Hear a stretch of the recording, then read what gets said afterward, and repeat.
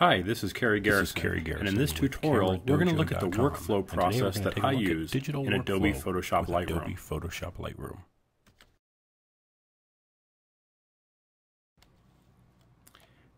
As you can see, I've already started with a lot of pictures I imported from a recent photo shoot.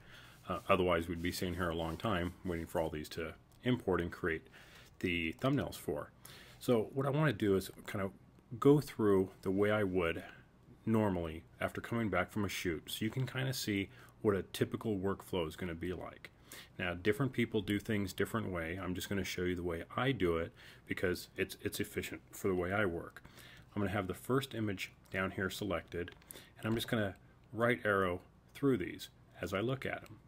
Now, some of them I may want to touch and perk up a little bit, run some presets on, adjust clarity and stuff, but I just want to take a first pass at them.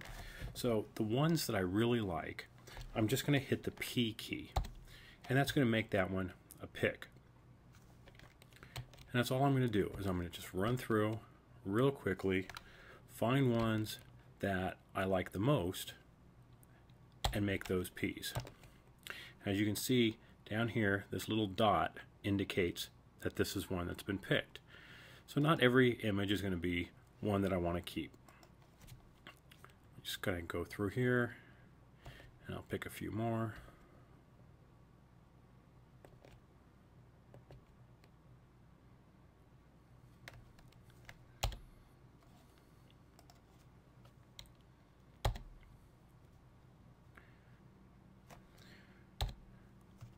Once I've got a handful of images selected, now I can come over to my filters and I can filter this down.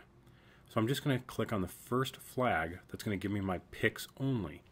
So now this is going to give me my first round of ones that I know that I've already decided are some of my favorites. This helps me eliminate duplicates, ones that are too close to each other, and then I'll make a second pass and I'll start grading them.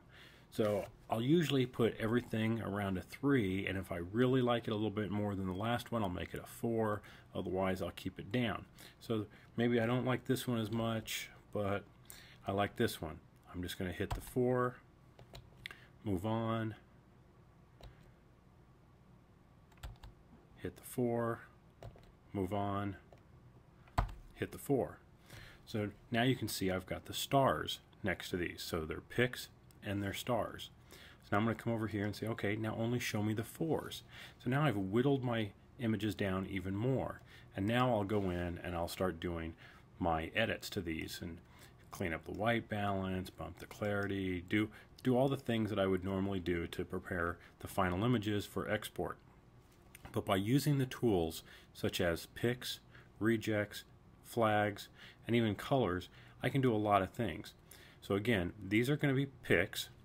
If you want to make something a reject, it's actually hitting the X. And now since I'm only looking at picks, I've just bumped those off. But I can very easily bring them back and say, okay, show me the rejected ones. Let me make that a pick again. Now it's going to move back to my picks.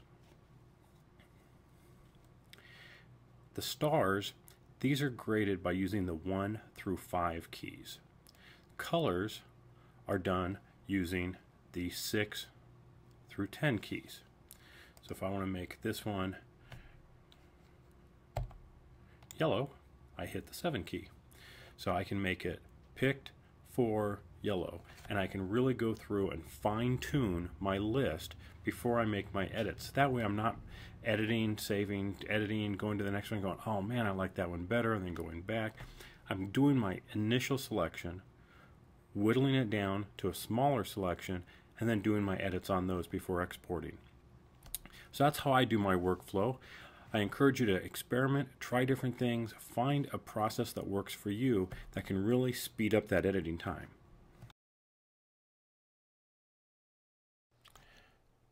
Thank you for watching. This has been another tutorial from CameraDojo.com.